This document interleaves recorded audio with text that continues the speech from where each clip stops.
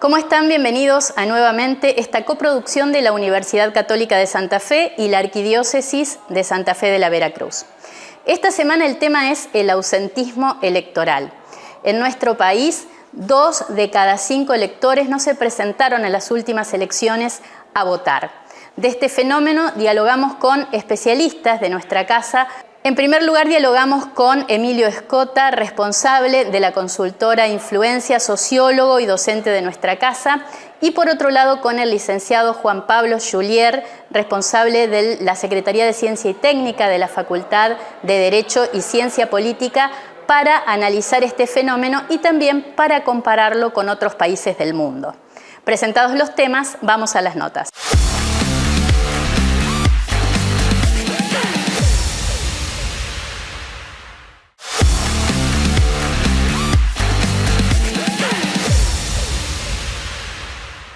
Tal como lo anticipábamos, estamos con el licenciado y abogado Juan Pablo Julier, secretario de Ciencia Técnica y Extensión de la Facultad de Derecho y Ciencia Política y además integrante del observatorio, responsable del observatorio. Director del Observatorio de Política Internacional. Así es. ¿Cómo está? Bienvenido. Todo bien, vos Ale, muy bien. Bueno, el tema que hoy nos convoca y sobre el que vamos a hablar a lo largo de todo el programa tiene que ver con el ausentismo electoral. Y quizás podríamos partir de una primera pregunta que me interesaría hacérsela a los dos invitados de este programa. ¿Hartazgo o apatía?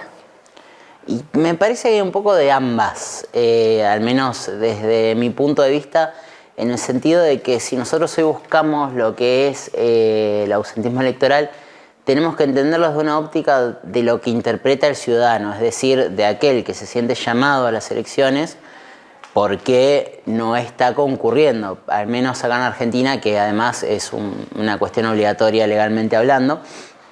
Creo que tiene un poco que ver con el funcionamiento del Estado o lo que la gente espera, o no espera, mejor dicho, que el Estado responda. Venimos de muchos años donde, y esto te lo estiro a nivel occidental, es decir, a nivel América, Europa y Oceanía. Venimos de varios años donde la mayoría de las personas están viendo que los mecanismos estatales que existen hoy son falentes en un montón de cuestiones, en mantener la calidad de vida, en dar respuestas que a veces, que al menos, y esto es muy interesante, en el imaginario de la gente el Estado debería ocuparse, porque acá tenemos que establecer una división. La gente no es que considera que el Estado no debería existir o no debería ocuparse de unas cosas, por el contrario, considera que sí, y ver que fracasa en estos puntos es por lo cual se genera esta finalmente apatía o esta no ganas de concurrir a las urnas. Un ejemplo práctico es la seguridad. ¿Qué pasa con la seguridad? Una respuesta que en muchos lugares de la Argentina, nosotros lo vimos lamentablemente en nuestra ciudad, a veces falla. La seguridad es una cuestión 100% estatal porque sería muy difícil otorgarla a privados verdaderamente. Hay países que sí, como Estados Unidos, por ejemplo, tienen el sistema carcelario privado, pero la seguridad en las calles sigue siendo siempre pública. Entonces es un tema que es casi exclusivamente estatal. Y si uno ve que, tomo el caso argentino, así, durante los últimos ya más de 30 años que tenemos democracia, han pasado un montón de partidos políticos, han pasado un montón de personas y ninguno ha mejorado el Estado en este aspecto, y empieza a hacer ruido y lo que se forma en el imaginario colectivo de la gente es: ¿para qué voy a concurrir a realizar un acto que al fin y al cabo no va a cambiar nada? Porque esa es la cuestión, es un poco más que apatía, esta desilusión con respecto, o desesperanzamiento con respecto al futuro. O sea, uno pierde la esperanza de que ese acto, que es el voto, de apostar a un representante, cambie algo verdaderamente en mi vida cotidiana. ¿Por qué? Porque venimos justamente de todos estos años en los que la gente está esperando que determinadas cuestiones se resuelvan y no se resuelven o empeoran, que es peor aún, valga la redundancia.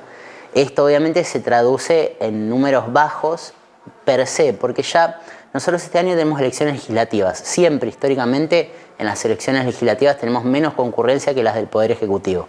¿Por qué? Porque la gente interpreta de alguna manera que tiene menos relevancia lo que pasa legislativamente hablando que lo que pasa en materia de gobierno, lo que es propiamente en nuestra Constitución el sistema, lo que le corresponde al Poder Ejecutivo. Entonces, siempre hubo ahí, pero fuera de esta normalidad pasa que este año verdaderamente hay una concurrencia extremadamente baja. Estamos hablando en muchos casos de la mitad del padrón que no concurre, o sea, el 50% de las personas llamadas a votar no están concurriendo. Y esto tiene que ver un poco por esta cuestión de que se mezcla una expectativa insatisfecha con poca esperanza de que haya un cambio en el futuro. Y es la tormenta perfecta y repercute también en el reconocimiento de las personas en la democracia, que esto sería la parte preocupante propiamente dicho. Porque hay países donde el voto no es obligatorio y mucha gente no se interesa en votar y funcionan bien, al fin y al cabo, los sistemas políticos de esos países. Pero el problema pasaría más en el valor que uno le da a la democracia, porque empieza a ver justamente que este Estado democrático, vuelvo al caso argentino, recuperada en la década del 80 la democracia, aún al día de hoy, un montón de cuestiones de ese famoso con la democracia se come, se educa, etcétera, pues no ha funcionado. Entonces empieza a haber un descrédito, esto es muy peligroso. Hay organismos que lo miden a esto, por ejemplo acá en Latinoamérica tenemos al Latinobarómetro, que marca que está cerca del 30% la cantidad de personas que no creen que la democracia sea al menos necesaria, sumado a otro problema que es los países asiáticos. Países con muchísimo éxito económico, pensemos por ejemplo en China o en Singapur, sobre todo Singapur, que es el país con el PIB per cápita más alto del planeta, que tiene regímenes que en democracia se las llevan a marzo, o sea, no son nada democráticos los regímenes. Entonces se empezó a desasociar esta idea de democracia con éxito económico. La gente percibe que el éxito económico pasa por otras variables que no tienen que ver con el sistema democrático. Y ahí es cuando empieza todo este descrédito. Este modelo de los partidos tradicionales versus las nuevas fuerzas políticas, ¿de qué manera juega a la hora de elegir para los votantes? Y bueno, pasa que los partidos arrastran, como te decía, una fuerte caída de apoyo por su incapacidad, entre comillas, no quiero sonar malo ni tampoco castigar a nadie, pero por quizás sus gestiones con varios cabos sueltos o problemas sin resolver, acarrean esta imagen negativa y la gente tiende a interpretar que una persona que aparece de serio no va a traer esos vicios. Lo que sucede en la práctica es bastante diferente porque uno tiene, pensemos en el gobierno nacional actual, o sea, tenemos como figuras nuevas, quizás al presidente, y aunque no es parte del poder, sí contribuye a ello a la hermana, que son los únicos nuevos, ahí después todo el resto del gabinete y los funcionarios estuvieron en el Estado desde tiempos inmemoriales. Entonces funciona un poco quizás como una lavada de cara, pero finalmente termina sucediendo de que a la larga las personas terminan viendo que es más de lo mismo. Hoy lo que tendría que haber quizás para volver a renovar esta representatividad, para que la gente concurra a las urnas es, en primer lugar, respuestas a los problemas cotidianos de la gente, soluciones más que respuestas, diría yo. Encima estamos en una época que la sociología no ayuda porque vivimos en la sociedad del llame ya desde los 90 y ahora del streaming y de scrollear y queremos todo en 2 segundos. Entonces eso también va complicando las cosas. Pero también las agendas de muchos partidos, especialmente los tradicionales, se han vuelto extremadamente palaciegas. ¿Qué quiero decir con esto? Están muy metidos en las cuestiones de política interna y no saben cómo hablarle a la gente. Pasa, por ejemplo, acá en Argentina con el peronismo muchísimo, que tiene hoy una agenda que en otros tiempos ha interpelado a muchísimas personas y hoy le cuesta mucho recuperar inclusive votantes en sus bases tradicionales. Y esto, bueno, requiere obviamente de una autoevaluación, de mucho trabajo, de renovación también. Es tiempo de una renovación partidaria y de alguna manera ir cambiando un poco estas perspectivas y este discurso que uno le brinda a las personas para tratar de activar en primer lugar esta esperanza. Es decir, bueno, a ver, yo quiero convocar a alguien al voto, tengo que hacerlo sentir de que votarme a mí va a hacer una diferencia, porque si seguimos en esta cuestión de que es todo lo mismo, termina fallando esa convocatoria a las urnas y pasa, por ejemplo, como me pasó acá en las elecciones de Santa Fe, que al mediodía tuvieron que salir los candidatos masivamente a pedirle a la gente por favor que vote, pues literalmente no ha habido nadie. Entonces, Juan Pablo, se nos termina el tiempo, pero me gustaría antes de que se nos termine la nota preguntarte, ¿también tendríamos que pensar nuevas estrategias en los sistemas electorales, en los modos de que la gente acceda al acto eleccionario concretamente, sistemas digitales, nuevas formas de activar la participación? Yo soy partidario de que la boleta en papel sigue siendo mejor que el voto electrónico, no por viejo, sino porque de alguna manera la mayoría de los países que han probado la boleta electrónica han vuelto finalmente a la de papel, o sea que algo bueno tiene que tener el sistema. Me parece que no pasa por ahí. El sistema, de hecho el sistema político argentino si uno lo piensa en profundidad, no podemos decir que funciona mal. Tenemos alternancia de poderes. Las elecciones rara vez son discutidas más que por alguno que dice, che, sí hubo fraude, pero nunca hay denuncia, nunca se prueba nada. En las provincias pasa lo mismo. Es decir, no tenemos un funcionamiento malo del sistema en sí. No sé si pasa por cambiar los mecanismos o algo de ese tema. Pasa por el mensaje que la política le transmite a la sociedad, que va más allá de la forma del sistema político, de las leyes que lo estructuran. Muchas gracias, Juan Pablo. No, por favor.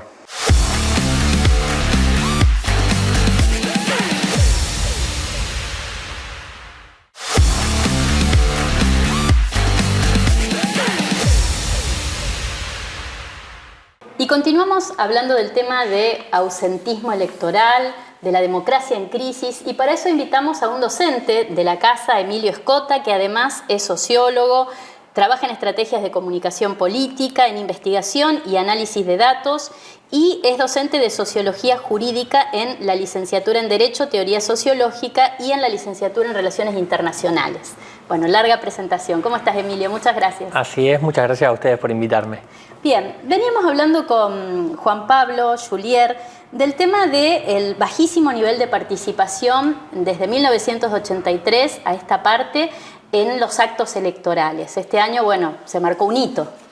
Sí, a ver, me parece que es un análisis que hay que hacerlo desde muchas perspectivas. Me parece que la perspectiva histórica ayuda también a ordenar un poco en dónde estamos parados hoy.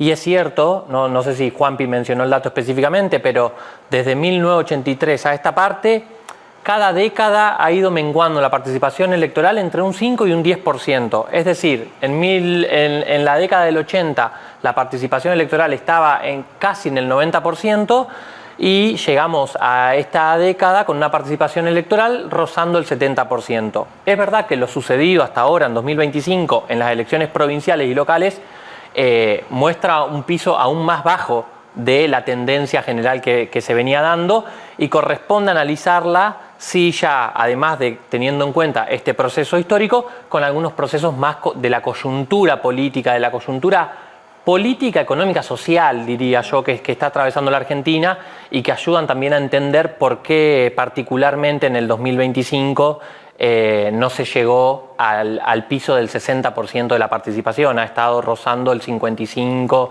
entre el 55, 54 y el 60%. Bien, ahora ya nos diste pie a la próxima pregunta. ¿Cuál es la coyuntura que permitió que tuviéramos estos niveles tan bajos de participación? Bueno, nosotros cuando hacemos estrategias de posicionamiento político, siempre hay una frase cabecera, que es que no hay una teoría general del voto. O sea, porque nadie explicó de forma compleja y completa por qué la gente asiste a votar. Porque la verdad que los incentivos para ir a votar son múltiples. Y yo creo que en este caso en particular lo que viene pasando en 2025 es que hay una falta de incentivos. Esa falta de incentivos se explica por diferentes motivos, diferentes vías, y ahora lo paso a datos. Nosotros, por ejemplo, el año pasado habíamos preguntado por la función del Consejo. En nuestra consultora habíamos hecho una encuesta en la ciudad de Santa Fe y habíamos preguntado de forma abierta cuál era para los encuestados la función del Consejo. La respuesta que más salió fue no sé.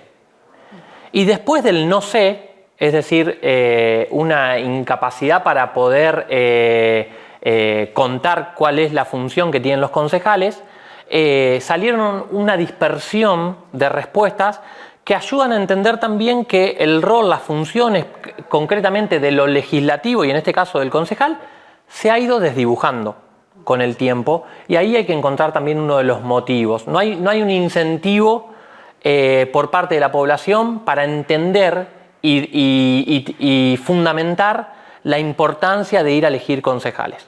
Ahí tenemos una variable.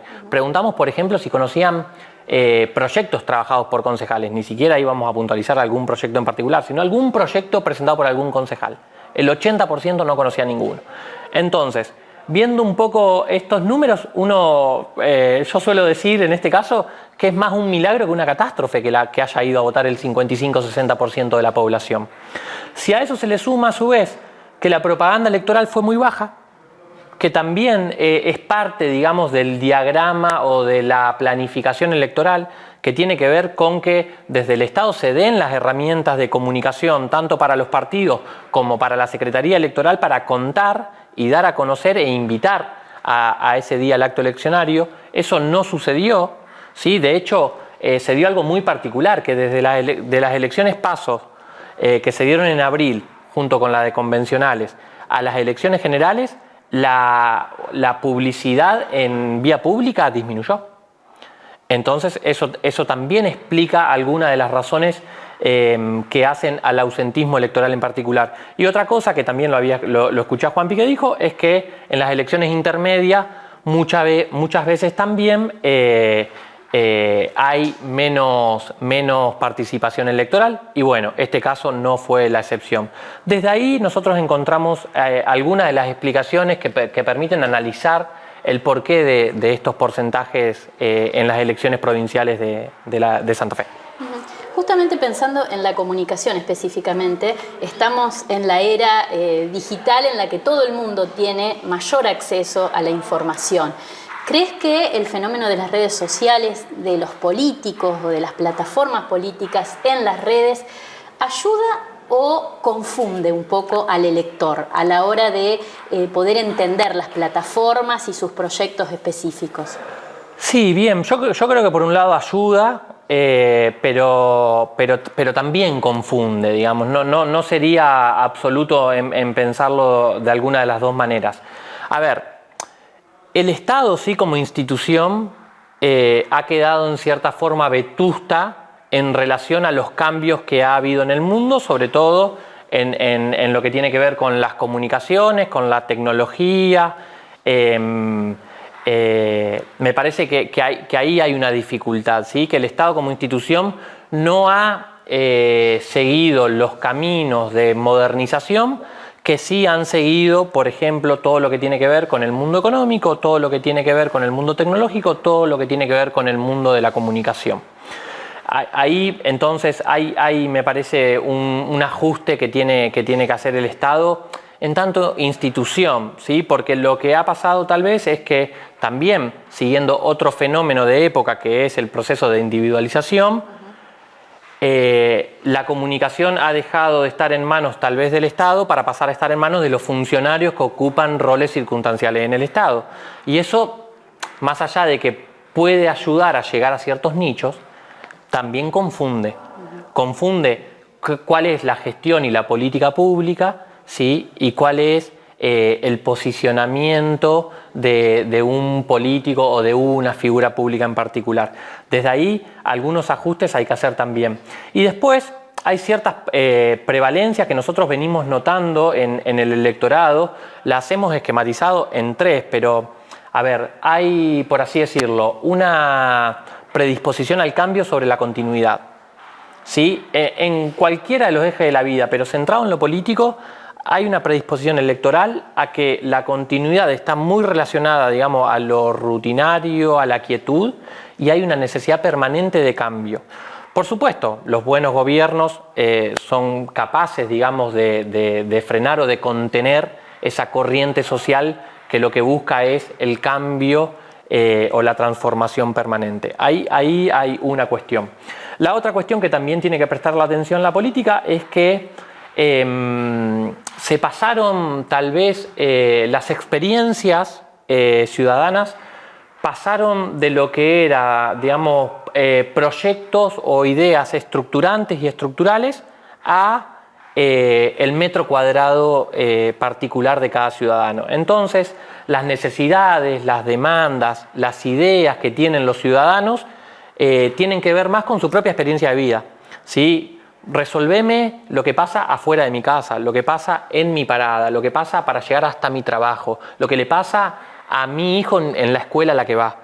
Pero los proyectos, digamos, más estructurales, más sistémicos, más comunitarios, más colectivos, exactamente, para pensar la ciudad, para pensar la zona, digamos, han dejado de ser un incentivo para el ciudadano, para el involucramiento ciudadano y para la demanda ciudadana. Y eso tiene que ver también con el cortoplacismo también de las demandas y de las urgencias. Y muchas veces esas demandas y urgencias particulares de corto plazo son contrapuestas, ¿sí? ¿Cuántas veces encontramos grupos de vecinos que pretenden de un lugar una plaza y otro tanto que pretende de ese lugar una garita de policías? ¿Sí? Entonces, desde ahí el rol del Estado también tiene que hacer un equilibrio para encontrar, digamos, para lograr esos consensos cada vez más difíciles. Y por último, como tercer cuestión que para nosotros no es menor en relación también a lo que tiene que ver con el metro cuadrado, hay votos que son más sentidos que informados. La gente ya no le está pidiendo al político, a la política, dame tu programa de gobierno, o en este caso a los concejales, pasame tu programa legislativo, o en este caso a los convencionales, decime qué querés reformar. De hecho, lo único que se sabía a grandes rasgos de la reforma constitucional es la reelección del gobernador, digamos, por la importancia que tiene la figura misma que demanda, que detenta, ¿sí? Pero entonces pasó desde esto acá, votos informados, decime de dónde venís, decime qué propones hacer, a votos más sentidos, es decir, el voto emocional. El voto emocional, cuánto yo me siento representado por lo que contás y por lo que haces. No importa tanto lo que haces, de nuevo, en términos programáticos, sino más bien en términos de sentirme identificado con esa práctica, ¿sí? Movilizar algún tipo de emoción, de sentimiento que me permitan a mí reconocerte como un par, como alguien que entiende mi propia realidad. Esos son los cambios que viene sufriendo el mundo político, pero excede a lo político, que necesariamente sí el político tiene que dar cuenta de estas transformaciones para ajustar no solo su comunicación, porque en definitiva la comunicación en algún punto es la consecuencia de una organización, una planificación política, digamos. La comunicación no va a resolver lo que no se resuelva políticamente. Ya para terminar, me gustaría preguntarte sobre el tema de la lectura que se puede hacer en torno a esta respuesta del electorado sobre los distintos grupos etarios. Así, bien síntesis para que me cuentes qué pasó con los jóvenes, qué pasó con los adultos mayores. Bien, sí, efectivamente cuando uno pone la lupa sobre el ausentismo, nosotros encontramos tres grandes segmentos que se ausentan históricamente, pero que particularmente se ausentaron en esta elección. Son los jóvenes, los adultos mayores y los pobres, para decirlo así muy gráficamente. Particularmente lo que nosotros entendemos o analizamos en función de los pobres y los jóvenes es que hace tiempo han dejado de encontrar en la política una respuesta para su propio proyecto de vida. Digamos, los que hoy son jóvenes, estamos hablando de personas con 30 años, 35 años, 25 años, 20 años, desde que tienen uso de razón, ven que su propia vida o su entorno viene perdiendo calidad de vida, ¿sí? Su calidad de vida se viene erosionando, ¿sí? Desde el 2010, pongámosle 2012, si somos optimistas, la macro argentina viene primero por un periodo de estancamiento y después por un periodo claro de retroceso en sus grandes números.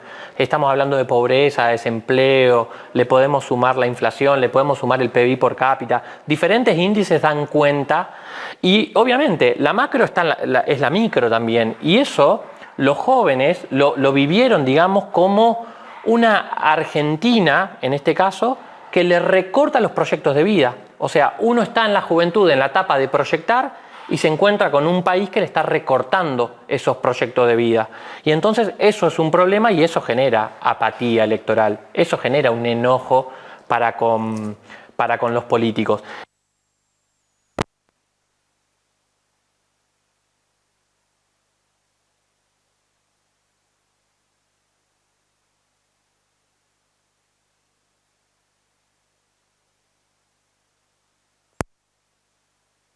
La ascenso social está quebrada y hace tiempo que está quebrada esa esperanza de ascenso social.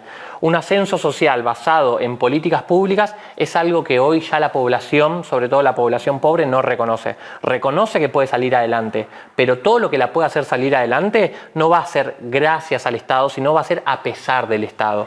Ese sentido común de los sectores más vulnerables hoy está muy presente y es también un desafío para la política. Emilio, muchísimas gracias. No, gracias a ustedes.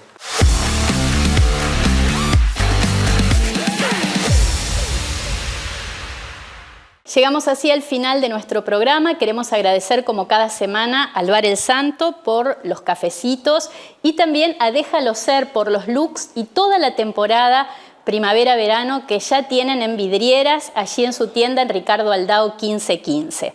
Agradecemos también a la librería Presbítero Leyendecker y les recordamos que pueden encontrar toda su oferta editorial tanto en su tienda física como en su tienda online. Recuerden que pueden volver a ver nuestros programas en nuestro canal de YouTube UCCF TV. Muchas gracias por acompañarnos. Buena semana.